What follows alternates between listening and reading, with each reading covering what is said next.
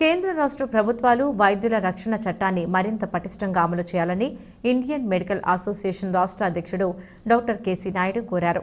అంతర్జాతీయ మహిళా దినోత్సవాన్ని పురస్కరించుకుని రాజమహేంద్రవరంలో జరిగిన కార్యక్రమానికి ఆయన హాజరయ్యారు. ఈ సందర్భంగా మాట్లాడుతూ రోగికి వైద్యుడికి మధ్య సత్సంబంధాలు నిత్యం ఉండాలని, అలా లేకుంటే సమాజంపై చెడు ప్రభావం పడుతుందన్నారు. దేశవ్యాప్తంగా వైద్యులపై దాడులు పెరిగిపోవటం వల్ల వారికి స్వేచ్ఛగా వైద్యం అందించే వాతావరణం లేదన్నారు. దీనివల్ల అత్యవసర పరిస్థితుల్లో చికిత్స చేసే వైద్యులు తగ్గిపోతున్నారన్నారు. ప్రైవేటు వైద్యులంతా విలువలతో కూడిన వైద్య సేవలు అందించాలన్నారు. ప్రైవేటు ఆసుపత్రుల రిజిస్ట్రేషన్లు, రెన్యువల్స్ సంబంధించి ప్రభుత్వ నిబంధనలను సవరించాలని డిమాండ్ చేశారు. ఆసుపత్రులకు సంబంధించి 5 ఏళ్లకు ఒకసారి రెన్యువల్ ప్రక్రియ పెట్టాలని సూచించారు. ఆసుపత్రులు, క్లినిక్లు, నర్సింగ్ హోంలకు వేర్వేరుగా సులభంగా రిజిస్ట్రేషన్లు చేసుకునే అవకాశం కల్పిస్తే రోగులకు మేలు జరుగుతుందన్నారు.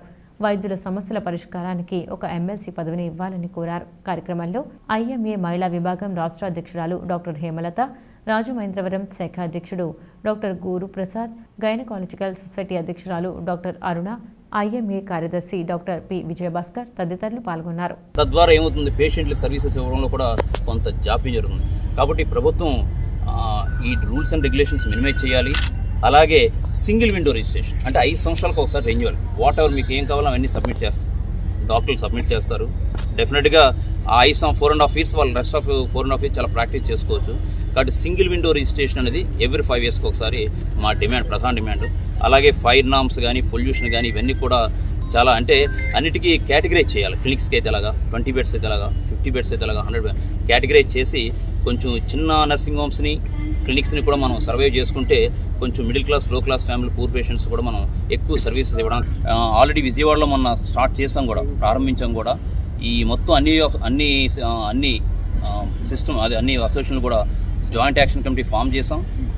కాబట్టి ఇక నుంచి డెఫినెట్గా, అంటే ఇవన్నీ ఏంటంటే ప్రజలకు మంచి సర్వీస్ అందాలంటే డెఫినెట్గా మమ్మల్ని కొంచెం స్వేచ్ఛాది వాతావరణం కల్పించాలని మేము ప్రభుత్వాన్ని అడుగుతున్నాం. కాబట్టి ఇందులో ఎక్కువ ప్రజలకు మేలు చేసే విధానం కోసం ఈ డిమాండ్స్ అడుగుతున్నాం. ఈ రోజున హాస్పిటల్ స్టార్ట్ చేయాలంటే డాక్టర్ అక్కర్లేదు, ఒక డాక్టర్ సర్టిఫికేట్ ఇస్తే చాలు. ఈరోజు రాజమండ్రిలో కనీసం 80 హాస్పిటల్స్ డాక్టర్ల చేత రన్ చేయబడట్లేదు. ఈ 80 హాస్పిటల్స్లో ఉన్న పేషెంట్స్ మా దగ్గర ఉన్న ఎమర్జెన్సీ హాస్పిటల్స్ కంటే ఎక్కువ ఉంటున్నారు. వాళ్ళు చేసే కార్యక్రమాలన్నీ మా మీద పడతాయి, స్మీర్ క్యాంపెయిన్. ఆఖరి మీరు ఎవరిని బ్లేమ్ చేస్తారు? ప్రతి హాస్పిటల్ పేరు, డాక్టర్ పేరు చెప్తారు.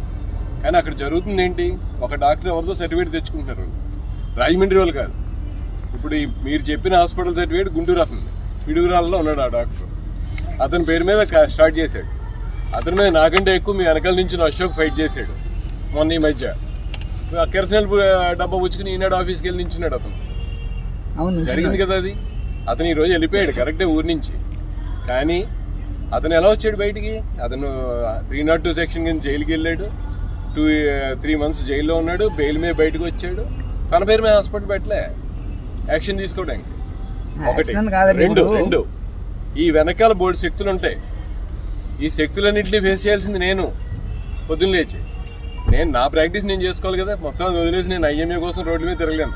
రాజకీయ నాయకుల్లాగా ఒక ఎమ్మెల్యే కిందో దీని కిందో అదొకటే వృత్తి కాదు. మాకు జీతం ఇవ్వదు గవర్నమెంట్, ఐఎంఏ నాకు పే చేయదు. మీరు మా కోసం తిరగండి. నేను నా పొట్ట కోసం నేను పని చేసుకుంటూ, ఆంధ్రీ పోస్ట్ పొట్ట కోసం పని చేసుకుంటూ ఐఎంఏ కోసం కొంత పని చేయగలిగాను, సొసైటీ కోసం కొంత పని చేయగలిగాను. దానికోసం మేము కష్టపడుతుంది తప్ప 24 గంటలు వెళ్తాం మేము యుద్ధం చేయలేం ప్రతి నకిలీ డాక్టర్. ఎందుకంటే మాకు మెజిస్టీరియల్ పవర్స్ కానీ, పోలీస్ పవర్స్ కానీ మాకు లేవు.